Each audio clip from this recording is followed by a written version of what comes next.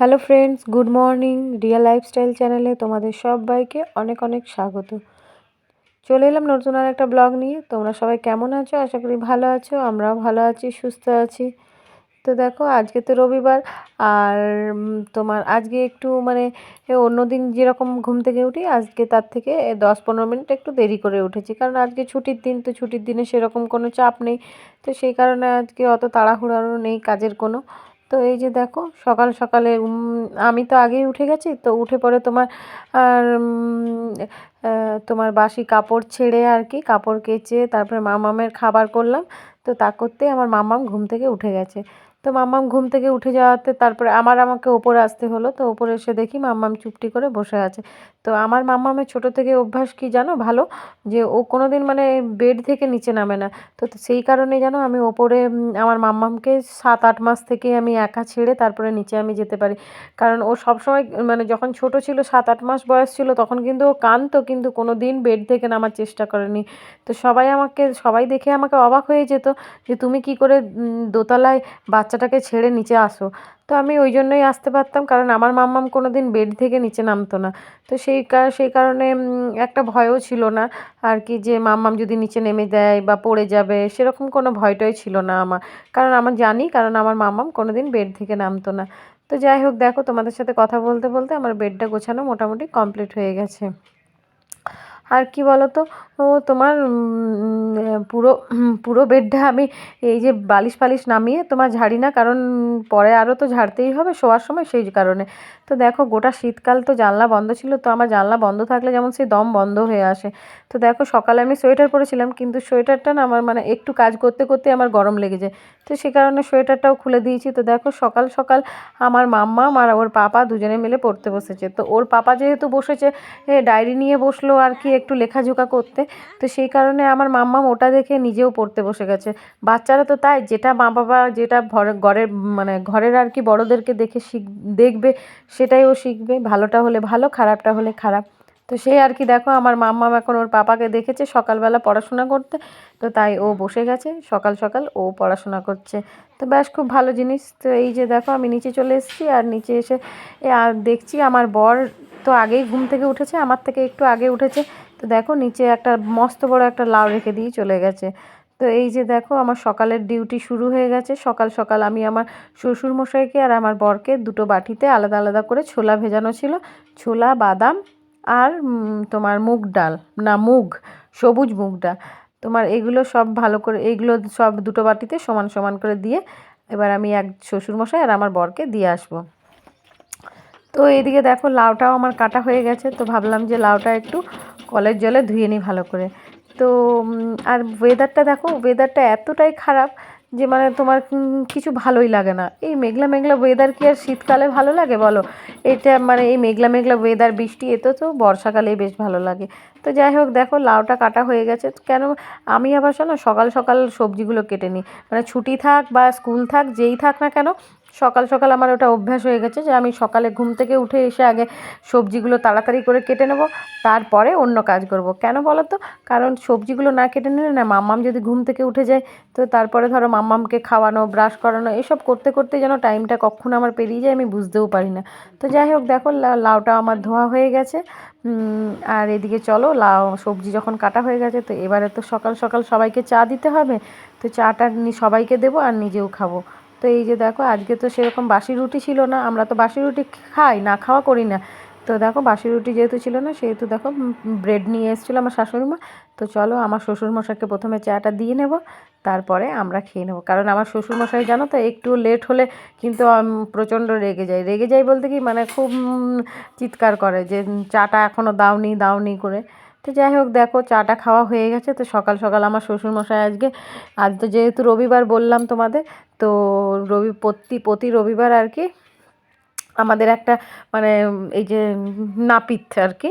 তো প্রতিদিন কি করে, প্রতি রবিবার সকালেই আগে আমাদের বাড়িতে চলে আসে, যাতে ছোঁয়াছুঁয়ির কোনো ব্যাপার না থাকে, ধরো।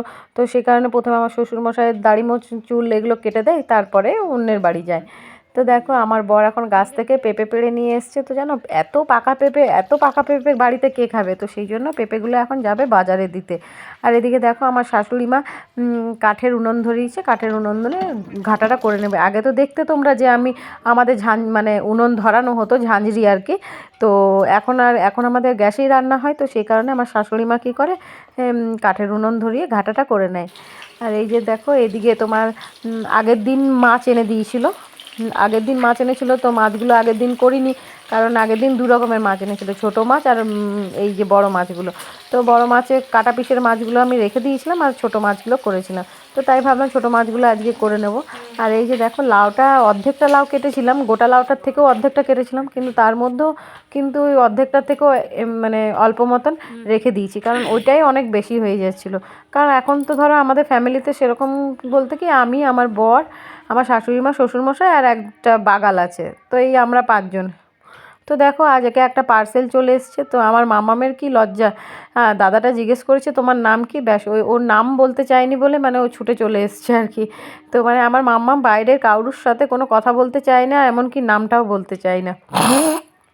তো দেখলেই তো তোমরা আমার মামামের কত মানে ইন্টারেস্ট, যে জিনিসটা কি আছে না আছে সেটাও দেখবে। তো চলো আমি তোমাদেরকে খুলে দেখিয়ে দিই, আমারও অনেকক্ষণ মানে খুব দেখতে ইচ্ছে করছে যে কি। তো আচ্ছা, এটা হচ্ছে সেলফি স্টিক। তো এটা আর কি আমার বর অর্ডার করেছিল, আমি জানতামও না যে আমার বর অর্ডার করেছে বলে।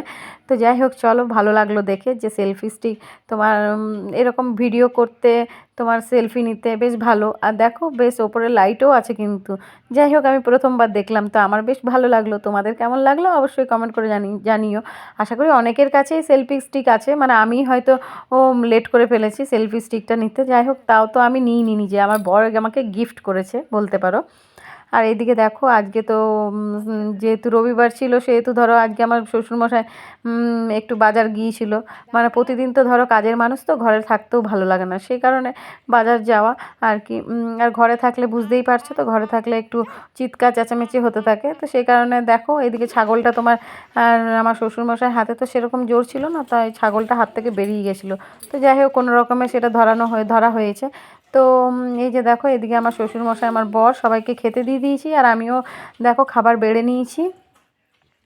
আর এদিকে দেখো আমার শাশুড়ি মা বাইরে বসেছে, কারণ আমার শাশুড়ি মায়ের না একটুতেই খুব ঠান্ডা লাগে। তো দেখো এখানে একটু রোদ করেছে, তো তার জন্য বাইরে বসেছে। আর এই যে দেখো আমার মাম্মাম এখন গাছের মধ্যে জল দিচ্ছে, মানে ওর খেয়ে দিয়ে কোনো কাজ নেই, তো তো তা করবে কি, ওর পাপার মতো দেখো ও পাপার কাজটা ওই করে দিচ্ছে। তো যাই হোক দেখো আমার মাম্মামের ওদের খাওয়া দাওয়া হয়ে গেছিলো, তো ওরা একটু হাঁটতে গিয়েছিল। আমার মাম্মাম আর কি সাইকেল নিয়ে গিয়েছিলো, এখন তো সেরকম ওর সাইকেলটা বের করা হয় না, তো তার জন্য ওর পাপা ওকে নিয়ে গেছিলো, যেহেতু আজ ওর পাপার স্কুল ছুটি আছে, সেই জন্য ওর পাপা ওকে একটু হাঁটতে নিয়ে গিয়েছিলো। আর সারাক্ষণ ঘরে থাকতেও ভালো লাগে না ধরো বাচ্চাদের। আর তাছাড়া আজকে না নয়নরাও নেই আজকে বাড়িতে, ওরা একটু ডাক্তারের কাছে গেছে। তো সেই জন্য মাম্মাম নিজেকে খুব একা মনে করছে, তার জন্য ওর পাপা ওকে নিয়ে গেল। আর এই যে দেখো ওপরে চলে এসেছি আমরা, আর ওপরে এসে দেখো মাম্মামের খুব পার্টি করতে মন গেছে। তো যাই হোক এখন তো ভাত খেয়েছে, তো তাও ওকে বারণ করছিলাম যে চিপসটা এখন খাস না। তো দেখো তা সত্ত্বেও ও খুলে দিয়েছে।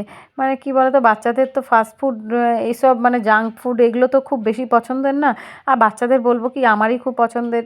তো সেই কারণে আর কি তোমার না খেয়ে আমিও লোভ সামলাতে পারি না।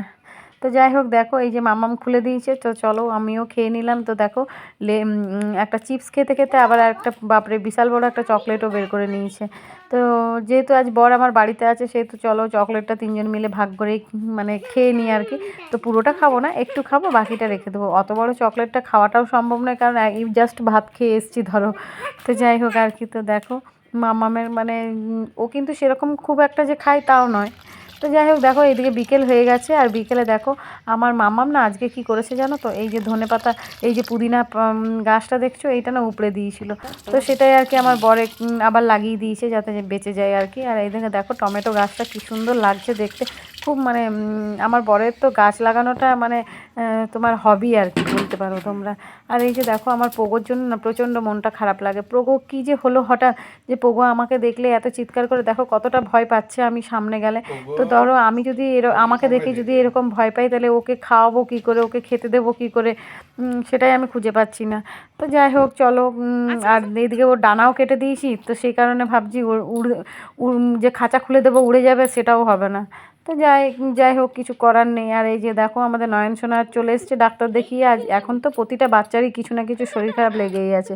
তো যাই হোক দেখো বিকেলবেলা আমরা খাটের মধ্যে বসে আছি, তো দেখো কুটি কুটি পায়ে কি সুন্দর টুকটুক করে চলে এসছে। তো আমার বরকে দেখে না ও ভীষণ লজ্জা পাচ্ছে, কেন জানি না, এখনকার বাচ্চারা ভীষণ লাজুকে। তো দেখো যাই হোক আমার বরকে দেখে আরও ফিরে চলে যাচ্ছে। তো এই যে দেখো আমি রাতের খাবার বসিয়ে দিয়েছি এখানে। আর আজকে রাত্রে তোমার হবে কিমা, মানে মাংসের কিমা দিয়ে ঘুগনি। তো বেশ ভালো লাগে ঘুগনি খেতে। তোমাদের কার কার ভালো লাগে অবশ্যই কমেন্ট করে জানিও। আর